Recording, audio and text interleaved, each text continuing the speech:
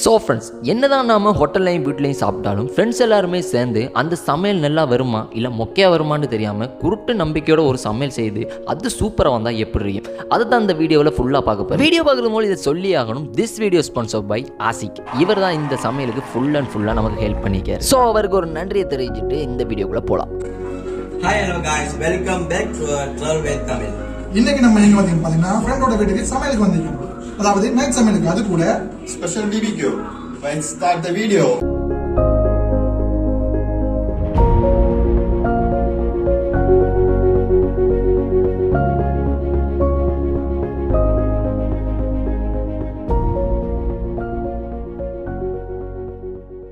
இன்றைக்கி நாங்கள் பீஃப் பிரியாணி தான் செய்ய போகிறோம். அதுக்கு தேவையான இன்க்ரீடியன்ஸ் எல்லாத்தையுமே ஆல்ரெடி மார்னிங்கே வாங்கிட்டோம். ஆமாம், கொஞ்சம் வெயிட் பண்ணி, என்னடா நீ சிக்கனை கழுவிட்டுருக்கே பீஃப் பிரியாணி அப்படின்னு தானே சொன்னேன் அப்படின்னு நீங்கள் கேட்குறது எனக்கு நல்லாவே புரியுது. சொல்கிறேன், இன்றைக்கி பிரியாணியோட சேர்த்து BBQயும் செய்ய போகிறோம். ஸோ அதுக்கு தான் முதல்ல மசாலா எப்படி செய்கிறேன்னு பார்ப்போம். இன்க்ரீடியன்ஸ் எல்லாத்தையுமே ஸ்க்ரீனில் போடுறேன், பார்த்துக்கோங்க.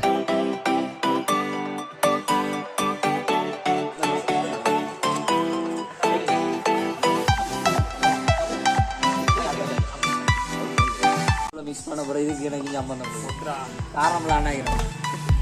இதே மூட்டா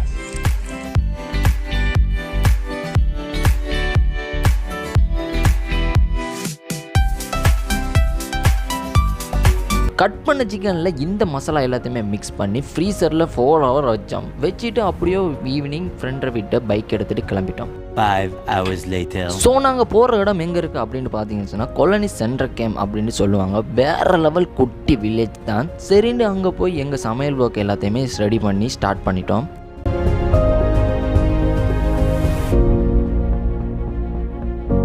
நாங்கள் டோட்டலாக 12 பேர். ஸோ லாஸ்ட் டைம் பார்த்தீங்கன்னு சொன்னால் 8 பேருக்கு 2 கிலோ ரைஸ் போட்டிருந்தோம். ஆனால் இந்த டைம் நமக்கு 3 கிலோ பாஸ்மதி ரைஸ் தேவைப்பட்டு இருந்துச்சு. சரிண்டு அதை தண்ணியில் 1 hour ஊற போட்டு வச்சுருந்தோம். இந்த பிரியாணிக்கு என்னென்ன தேவை எல்லாத்தையுமே கீழே டிஸ்கிரிப்ஷனில் கொடுத்துருக்கேன், கண்டிப்பாக மறக்காமல் நீங்கள் செக் பண்ணி பாருங்கள். நெக்ஸ்ட் பார்த்தீங்கன்னா கடையில் வாங்கின பீஃபை எல்லாத்தையுமே கட் பண்ணி எடுத்துக்கிட்டு பிரியாணி செய்ய தேவையான எல்லாத்தையுமே ரெடி பண்ணிட்டோம். என்னடா எல்லாமே சூப்பராக போகுதுன்னு பார்த்தா கரண்ட் கட் ஆகிட்டு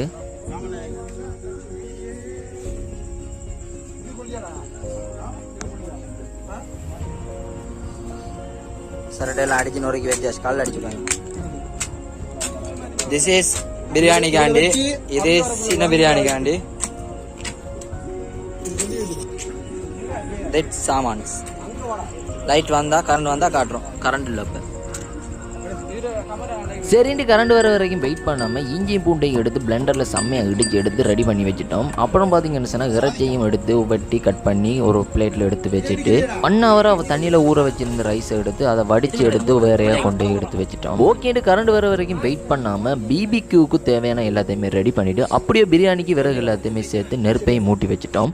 கரெக்டாக 1 hour கழிச்சு கரண்டும் வந்துடுச்சு. பெரிய அண்டாவை தூக்கி அடுப்பில் வச்சு பிரியாணியை சமைக்க ஆரம்பிச்சிட்டோம். இதில் என்னென்ன போடுறோம் அப்படிங்கிறத டிஸ்பிளேலையும் காட்டுறேன், டிஸ்கிரிப்ஷன்லையும் போடுறேன், மறக்காம செக் பண்ணி பாருங்க.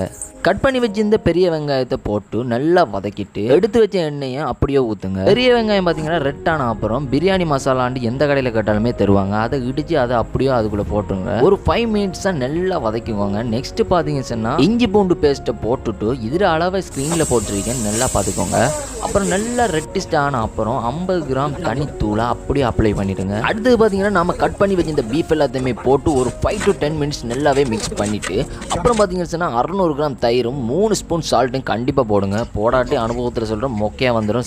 இதே மாதிரி கொஞ்சம் நேரம் கலக்கிட்டே இருந்த அப்புறம் ஒரு 10 மிளகாய் எடுத்து அப்படியே போடுங்க. கட் பண்ணாதீங்க. ஏன் கட் பண்ணாதீங்க அப்படின்னு கேட்டிங்கன்னு சொன்னால் ஒரு ஃப்ளேவருக்கு தான் இதை போடுவாங்க. நம்ம பிரியாணிக்கு ஒரு புது டேஸ்ட் உண்டு இது கொண்டு வரும். அடுத்ததான் பார்த்தீங்கன்னு சொன்னால் ரொம்ப முக்கியமானது உண்டு. என்னென்னு பார்த்தீங்கன்னா தண்ணி. 3 kg பிரியாணிக்கு பார்த்தீங்கன்னா 2.5 லிட்டர் தண்ணி கட்டாயம் ஊற்றணும். அப்படி ஊற்றினா தான் செம்மையாக வரும். அப்படியே தண்ணியை ஊற்றிட்டு கொஞ்சம் நேரம் மிக்ஸ் பண்ணிவிட்டு கொஞ்சம் நேரம் அப்படியே விடுங்க. செம்மையாக சூடாகி கொதிக்கிற வரைக்கும் வெயிட் பண்ணிட்டே இருங்க. ஆமாங்க, அவ்வளவுதான். ஃபைனலாக ஹாஃப் பாயில் பண்ண ரைஸை எடுத்து மேலாப்பில் போட்டு கொஞ்சமாக அப்படி இப்படின்னு ஒரு கலக்கிட்டு மேல் மூடியை க்ளோஸ் பண்ணிட்டு அப்படியே விட்டுருங்க. எப்படி பார்த்தாலுமே பிரியாணி பார்த்தீங்கன்னா முடிகிறதுக்கு 30 minutes ஆகும். அது வரைக்குமே சும்மா இருக்காமல் இங்கே பாபிக்யூ செய்கிறதுக்கு இங்கே வந்துட்டோம். பாபிக்யூக்கு தேவையான சிக்கன் எல்லாத்தையுமே மார்னிங் செஞ்சு வச்சு ஃப்ரீசரில் வச்சிருந்த அந்த சிக்கனை எடுத்து எல்லாம் சூடாக்கின தணலில் வச்சு சூப்பராக சுட்டு எடுத்துக்கிட்டோம். ஹலோ ப்ரோ, கொஞ்சம் வெயிட் பண்ணுங்க.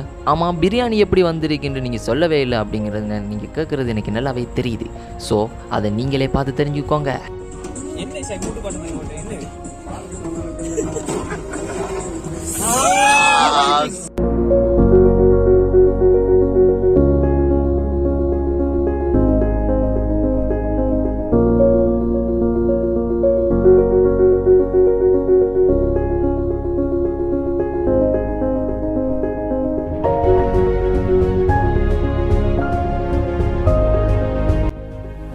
ஃபைனலாக பிரியாணி ரெடி.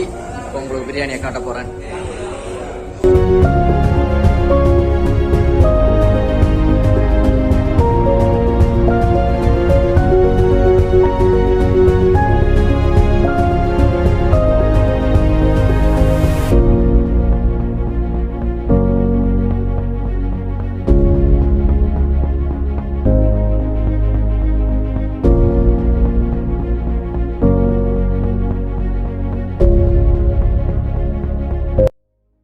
ஜெயிச்சிட்டோம். ஃபைனலாக பிரியாணியை செஞ்சாச்சு. இப்போ சாப்பிட போகிறோம். எப்படி கண்டிஷன் ஃபுல்லாக பாருங்க. சாப்பிடாங்க ஒருத்தர் சாப்பிட.